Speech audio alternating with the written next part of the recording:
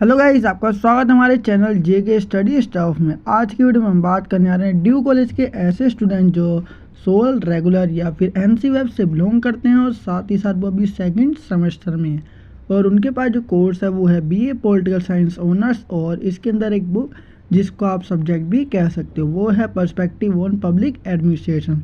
तो इसमें हम यूनिट सेकंड के सेकंड चैप्टर के बारे में हम इस वीडियो में बात करने जा रहे हैं, ठीक है, जो कि है नौकरशाही का सिद्धांत। ठीक है, इसमें हम ना जो प्रिंसिपल्स ऑफ ब्यूरोक्रेसी है उसके बारे में हम जानेंगे। यूनिट सेकंड का ये सेकंड चैप्टर है और इससे पहले मैं unit first and unit second का जो फर्स्ट चैप्टर है वो मैं बना चुका हूँ। अगर आपने वो वीडियो नहीं देखी है तो ऊपर आपको आई बटन दे रखा है, उस पर क्लिक करके आप वीडियो की प्लेलिस्ट को ओपन करके वीडियो को देख सकते हैं। तो गाइस शुरू करते हैं अपनी video. So without wasting time let's begin our video. तो गाइस जैसे कि आप सबको पता ही है कि इस वीडियो में हम बात करने आ रहे हैं यूनिट सेकंड के चैप्टर नंबर सेकंड की, जो कि है नौकरशाही का सिद्धांत या प्रिंसिपल्स ऑफ ब्यूरोक्रेसी। तो गाइस सबसे पहले हम बात करने जा रहे हैं इस चैप्टर के अंतर्गत सबसे मेन है मैक्स वेबर। ठीक है, ये एक सोशोलॉजिस्ट है तो ये सबसे ज़्यादा इंपॉर्टेंट है। तो इनका जो इंट्रोडक्शन है सबसे पहले हम वो जानेंगे, तभी हमें समझ आएगा कि नौकरशाही क्या होता है और नौकरशाही का सिद्धांत क्या है।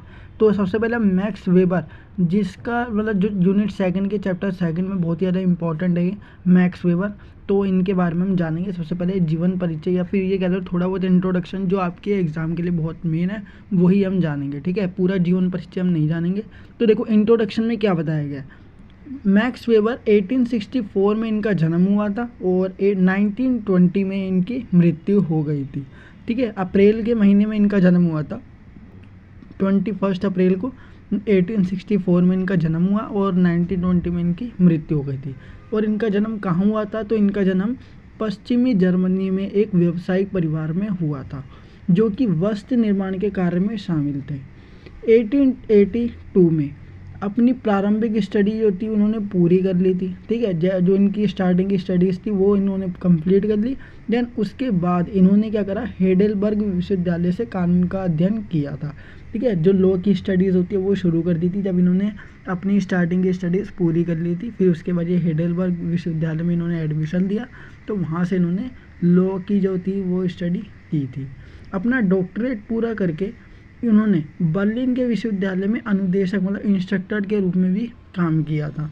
उन्होंने कानून विषय में अनेक लिखे थे। ठीक है, जिसमें कि सामाजिक, राजनीतिक और आर्थिक कारकों का उल्लेख किया गया था। इन्होंने अपने जो लॉ के सब्जेक्ट वगैरह में बहुत सारे लेख लिखे थे ना, उसमें इन्होंने समाज के बारे में भी लिखा था, राजनीति के बारे में लिखा था और अर्थव्यवस्था के बारे में भी लिखा था। ठीक है, इन सब का इन्होंने जिक्र किया था। तो मैक्स वेबर का जो मुख्य ध्यान है वो विश्लेषणात्मक है और दूसरी बात व्यवस्थित अध्ययन पर था। मतलब इसका कोई भी स्टडी वगैरह किसी भी चीज़ की स्टडी करते थे तो सबसे पहले क्या करते थे, जांच पड़ताल करते थे। दूसरी चीज़, जांच पड़ताल होने के बाद उसको क्या करते थे, अरेंज करते थे।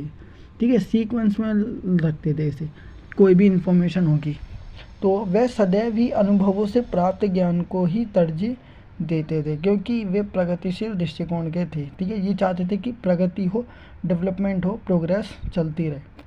उनके मुख्य लेखों में शामिल सामाजिक और आर्थिक संगठनों के सिद्धांत, सामान्य आर्थिक इतिहास और प्रोटेस्टेंट विचार और पूंजीवाद की भावना थी।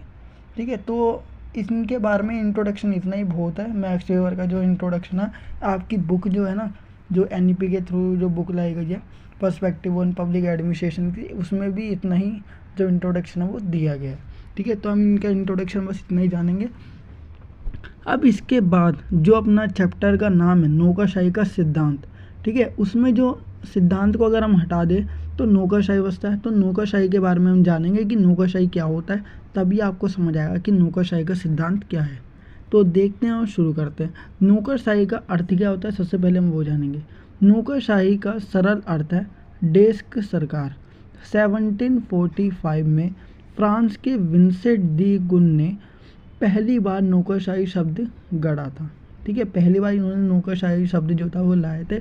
उनके बाद कई फ्रांसीसी लेखक नौकरशाही शब्द को लोकप्रिय बनाने में लगे रहे, परंतु एक शब्द के रूप में इसका प्रयोग 19वीं सदी में हुआ था।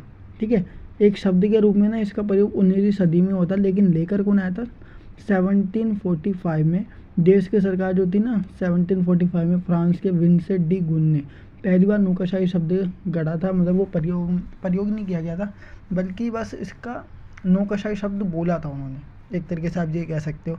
प्रसिद्ध अर्थशास्त्री J.S. मिल और मॉस्का ए मिशेल जैसे समाजशास्त्रियों ने, जो सोशोलॉजिस्ट हैं, उन्होंने नौकरशाही पर ही विस्तार से लिखा था। ये अर्थशास्त्री है जिन्होंने, और वो कुछ वो भी है, क्या बोलते हैं, समाजशास्त्री। इन्होंने क्या करा था, जैसे J.S. मिल हो गए, मॉस्का और मिशेल हो गए, इन्होंने क्या करा था, नौकरशाही पर ना बहुत बड़ा लेख भी लिखा था। मैक्स वेबर के लिए नौकरशाही अधिकारियों की प्रशासनिक इकाई है, ठीक है। जो मैक्स वेबर है, जिनके नाम पर हम ये यूनिट जानते हैं, ठीक है, उनके लिए ना नौकरशाही अधिकारियों की प्रशासनिक इकाई है। जितने भी अधिकारी है उनकी प्रशासनिक इकाई क्या है, नौकरशाही, जो कि संगठन में कार्य कुशलता लाने के लिए आवश्यक थी, ठीक है। अब इसके बाद देखते हैं, उनकी राय में आधुनिक समय में काफ़ी ज़्यादा आर्थिक प्रतिस्पर्धा है, जिसके कारण पूंजीवादी प्रणाली को एक दक्ष संगठन प्रणाली की आवश्यकता होती है। नौकरशाही के सिद्धांतों ने संगठनों को आर्थिक योजनाओं के साथ आगे बढ़ने और बाजार में स्थिरता बनाए रखने का अवसर प्रदान किया है। वेबर का या मैक्स वेबर का मानना है कि निस्संदेह, ठीक है, जिस पे कोई शक नहीं किया जा सकता, नौकरशाही के विकास में पूंजीवादी व्यवस्था की महत्वपूर्ण भूमिका रही है, ठीक है। कोई शक नहीं है कि नौकरशाही का जो भी विकास हुआ पूंजीवादी व्यवस्था की वजह से हुआ है, उसकी बहुत ज़्यादा भूमिका रही है। वास्तव में इसके विकास के बिना पूंजीवादी उत्पादन बरकरार नहीं रह सकता।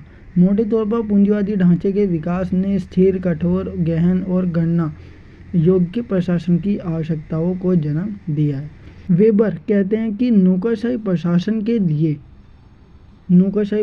के लिए पूंजीवादी सबसे अच्छा तार्किक आर्थिक आधार है, जो कि इससे तार्किक रूप से विकास करने में सक्षम बनाता है, क्योंकि वित्त दृष्टिकोण से यह आवश्यक मौद्रिक संसाधनों की आपूर्ति करता है। तो देखो, ये जो है ना, बस इसका अर्थ बताया गया, बाकी इसके बारे में मैं इजी वर्ड में और लेकर आऊँगा, ठीक है। नौकरशाही के बारे में हम और अगली वीडियो में जानेंगे। तो ये थी आज की वीडियो। आई होप गाइस आपको ये वीडियो ज़रूर पसंद आई होगी। अगर आपको वीडियो पसंद आई तो वीडियो को लाइक, शेयर, कमेंट करना बिल्कुल ना भूलिए, और साथ ही साथ अगर आप हमारे चैनल पर नए हो तो चैनल को सब्सक्राइब एंड बेल नोटिफिकेशन पर क्लिक करके आप हमारी आने वाली हर वीडियो की नोटिफिकेशन तुरंत प्राप्त कर सकते हैं। सो गाइस, मिलते हैं नेक्स्ट वीडियो के साथ। So thanks for watching this video.